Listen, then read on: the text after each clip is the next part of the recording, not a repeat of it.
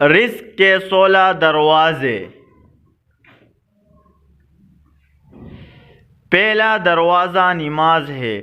جو لوگ نماز نہیں پڑھتے ان کے رزق سے برکت اٹھا دی جاتی ہے، وہ پیسہ ہونے کے باوجود بھی پریشان رہتے ہیں۔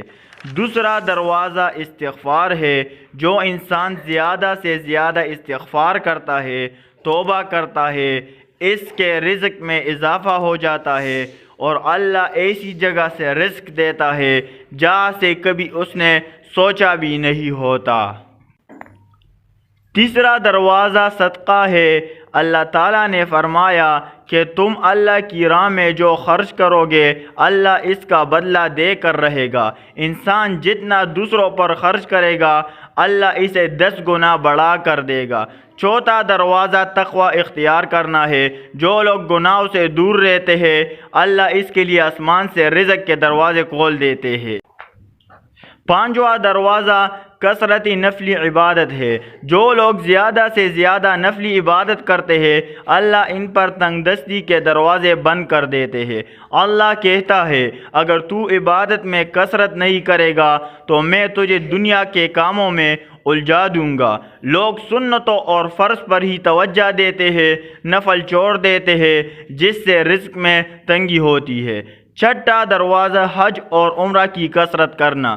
حدیث میں آتا ہے حج اور عمرہ گناہوں اور تنگ دستی کو اس طرح دور کرتے ہیں جس طرح آگ کی بتی سونا چاندی کی میل دور کر دیتی ہے۔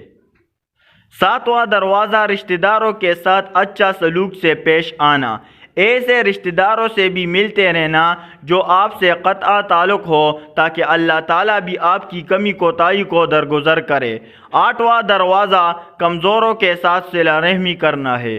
غریبوں کے غم بانٹنا، مشکل میں کام آنا اللہ کو بہت پسند ہے۔ جب کسی کی حاجت پوری کرتے ہیں تو اللہ تعالیٰ آپ کی حاجت پوری کرتے ہیں۔ نوواں دروازہ اللہ پر توکل ہے۔ جو شخص یہ یقین رکھے کہ اللہ دے گا تو اسے اللہ ضرور دے گا اور جو شک کرے گا وہ پریشان ہی رہے گا۔ 10واں دروازہ شکر ادا کرنا ہے۔ انسان جتنا شکر ادا کرے گا اللہ رزق کے دروازے کھولتا چلا جائے گا۔ 11واں دروازہ ہے گھر میں مسکرا کر داخل ہونا۔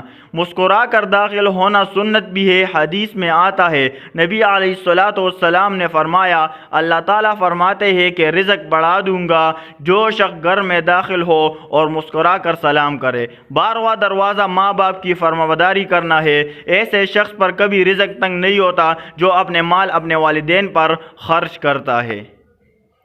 13واں دروازہ ہر وقت باوضو رہنا ہے۔ جو شخص ہر وقت نیک نیتی کے ساتھ باوضو رہے گا تو اس کے رزق میں کمی نہیں ہوتی۔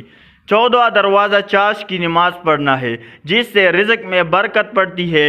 حدیث میں ہے چاشت کی نماز رزق کو کھینچتی ہے اور تنگ دستی کو دور بھگاتی ہے۔ 15واں دروازہ ہے روزانہ سورہ واقعہ پڑھنا۔ اس سے رزق بہت بڑھتا ہے اور نبی علیہ السلام روزانہ پڑھ کر سوتے تھے اور اس کی تعلیم بھی دیتے ہیں۔ 16واں دروازہ ہے اللہ تعالیٰ سے دعا مانگنا۔ جو شخص جتنا صدقے دل سے اللہ تعالیٰ سے دعا مانگتا ہے اللہ اس کو بہت دیتا ہے۔